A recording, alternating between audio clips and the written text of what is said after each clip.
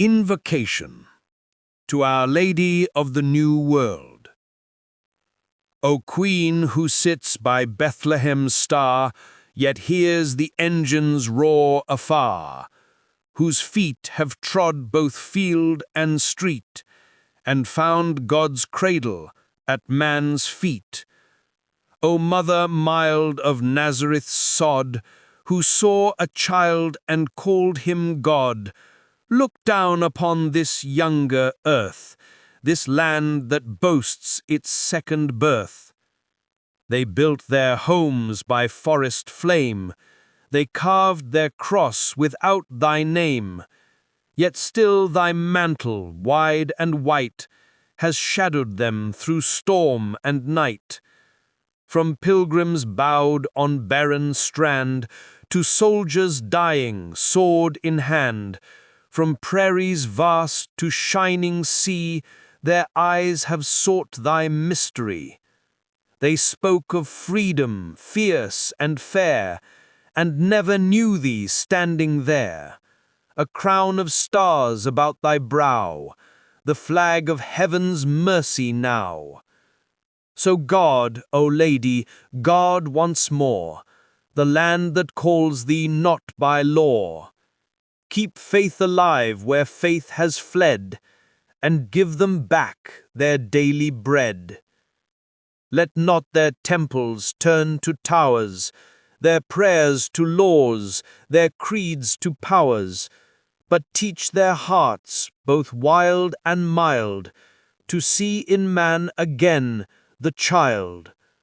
For when this nation kneels again, amidst its sorrow, sin, and gain, the cross shall blaze from sea to sea, and men shall call that liberty. Author's Preface. I have written before of a white horse cut into an English hill, a thing of chalk, of earth, and of eternity. It stood for a faith older than any empire, for the strange sanity of those who still prayed when Rome had gone mad. But there is another horse, not white but wild, not carved upon a hill but galloping across a continent. Its hoofs strike fire from deserts and mountains. Its mane is the storm that broke a crown. It is the horse of freedom, that perilous, passionate steed called the United States of America. Men have praised that republic for its wealth and strength, for its engines and its energy. But I have praised it in this poem for something far more curious. That it was founded not on power, but on a paradox. It was born of rebels who believed in law, of revolutionaries who worshipped order, of men who defied a king yet knelt to a creator. It was, in short, the only modern nation that began as a monastery and mistook itself for a market. The Englishman, in his muddled wisdom, tried to preserve liberty by never defining it. The Frenchman, in his precise folly, defined it until it died. But the American, with the innocent audacity of a child, dared to write it down in permanent ink, and then spent 2 centuries discovering what he meant. He discovered, as all men do, that freedom is not a flag, but a flame. That when it burns without faith, it burns itself to ashes. He learned that democracy is a dreadful thing, like a dragon or a deity, glorious to behold, but perilous to command. Yet I do not write this poem in despair, but in delight.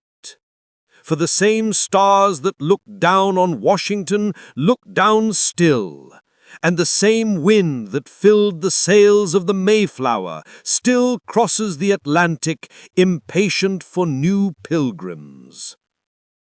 And if America ever forgets God, I think God will not so easily forget America. The true republic, like the true church, is built not upon safety, but upon sacrifice. And somewhere in that vast and vulgar land, amid the electric signs and steel towers, I fancy there is still a small wooden church, where a child says grace over bread, and a bell tolls the hour of the Lord. If that bell still rings, then liberty still lives. And if liberty lives, then perhaps, even in this loud and lunatic century, the world may yet be saved by a song. The Ballad of the Bright Republic, an epic of faith and freedom. The dream of the founders. Across the sea the tempest rolled, and tyrants crowned with crown and gold drew up their laws like iron bars, and hid men's souls as they hid the stars. But out of the dark came pilgrims pale, with psalms for swords and faith for sail, and the wind of God upon their mast blew from the first unto the last. They sought no gold of ancient throne, no purple pride, no kingly stone, but built upon a forest sod a house whose cornerstone was God. They said, "The truth shall make men free," and signed their faith on liberty. They knelt upon a meadow green, and made the mightiest creed yet seen. Not written first in book or scroll, but in the hunger of the soul, that man shall rule no man as slave, that none shall bow but to the grave. And over all, from shore to shore, they swore the ancient oath once more, that every man, though poor or odd, may walk upright beneath his God. The coming of the cities. Then rose the cities white and proud, their steeples stabbing through the cloud, their engines roaring hymns of flame, till even the night was filled with name. The railways ran like ribs of steel, the ships like shining wheels of zeal, and man, that maker made of dust, became again the god of thrust. Yet in the roar of wheel and mart, the devil whispered to the heart, "Behold thy power and praise thine art, forget the prayer, forget the start."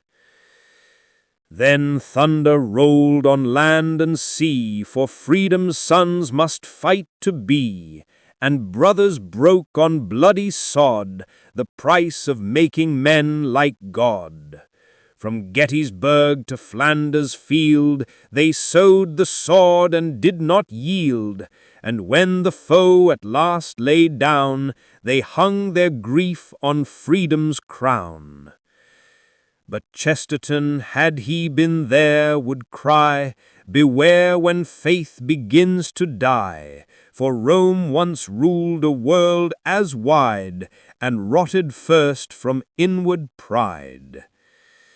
Now towers rise where chapels fell, and markets mock the Sabbath bell.